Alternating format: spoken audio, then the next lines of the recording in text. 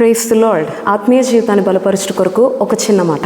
మన బైబిల్లో చూసినట్లయితే యెషయా గ్రంథం 66వ అధ్యాయం 13వ వచనంలో ఒక చక్కని మాట ఈ విధంగా వ్రాయబడి ఉంది. ఏమని అంటే, ఒకని తల్లి వానిని ఆదరించినట్లు నేను మిమ్మను ఆదరించదను, యెరూషలేములోనే మీరు ఆదరింపబడెదరు. In Jesus name amen. దేవుడు అంటున్నాడు, ఒకని తల్లి వానిని ఆదరించినట్లు నేను నిన్ను ఆదరిస్తాను అంటున్నాడు. దేవుని బిడ్డ, ఈరోజు నీ జీవితంలో ఆదరణ లేక బాధపడుతున్నావా? నేను నమ్మిన, నేను ప్రేమించిన నా కుటుంబ సభ్యులే, నేను ఎంతగానో ప్రేమించిన నా భర్తే నన్ను ఆదరించట్లేదు, నన్ను అర్థం చేసుకోవట్లేదు, నా భార్య నన్ను పట్టించుకోవట్లేదు. ఈ కష్టంలో నాకు ఆదరణపు మాటలు కావాలి, నన్ను ఎవరు ఆదరించట్లేదు. వీరు నాకు సహాయం చేస్తారు, సహాయానికి బదులు నన్ను ఎంతైనా ఆదరిస్తారు అని అనుకున్నాను. కానీ ఆదరించడానికి బదులు వారే తిరిగి నా మీద దూషిస్తున్నారు అని దిగులు చెందుతున్నావా?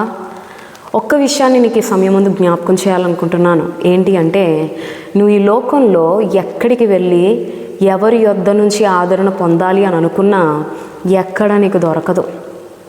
ఈ లోకంలో నీకు ఎక్కడ సత్యమైన నిత్యమైన ఆదరణ దొరకదు. అయితే నిజమైన ఆదరణ, నిత్యమైన ఆదరణ ఎక్కడ దొరుకుతుంది అంటే కేవలం ప్రభువైన యేసుక్రీస్తు యొద్ద మాత్రమే.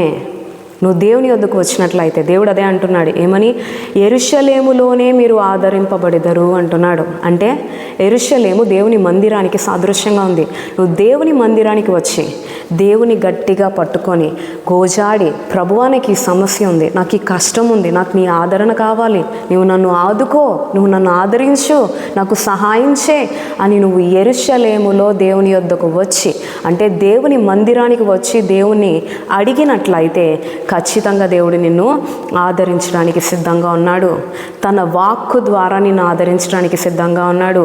నీవు చేసిన ప్రార్థనల ద్వారా నీకు జవాబిచ్చి నిన్ను ఆదరించడానికి ప్రభు సిద్ధంగా ఉన్నాడు. కాబట్టి ఒకని తల్లి వానిని ఆదరించినట్లు నేను నిన్ను ఆదరిస్తాను, దేవుని మందిరంలోనే, నా మందిరంలోనే నేను ఆదరిస్తానని ప్రభు సెలవిస్తున్నాడు. కాబట్టి ఈ లోకమిచ్చు ఆదరణ కొరకు అటు ఇటు తిరక్క, తాత్కాలికమైన ఆదరణ పొందుకొని తాత్కాలికంగా సంతోషపడక నిజమైన నిత్యమైన ఆదరణ ఇచ్చే ప్రభు యొద్దకు రా. దేవుని సన్నిధిలో దేవునికి చెప్పు, నీ సమస్త బాధ తీర్చి నిన్ను ఆదరించడానికి ప్రభు ఎల్లప్పుడూ సిద్ధంగానే ఉన్నాడు. కాబట్టి దేవుడిచ్చు ఆదరణ పొందుకొని దేవుని కొరకు జీవించే గొప్ప కృప ప్రభు నీకు ఎల్లప్పుడూ దయచేయనుగాక. ఆమెన్.